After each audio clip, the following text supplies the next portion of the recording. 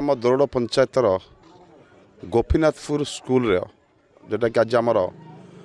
माँ पाई गछटी प्रोग्राम रही एथेरे आमर समस्त अभिभावक एवं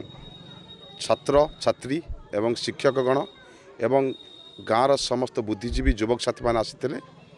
जो गाँ माँ पाई गछटी प्रोग्राम रही समस्त आज गछ लगाइले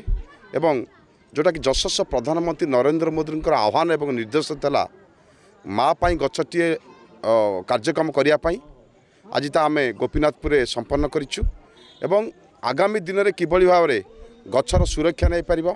कारण गछ मध्यम आम अम्लजान पाइपु फल फूल एवं छाई पारिपु तार किभली भाव में दायित्व नवा से परिप्रेक्षी आज कार्यक्रम रही आज गोपीनाथपुर स्कूल रे करा जायछि।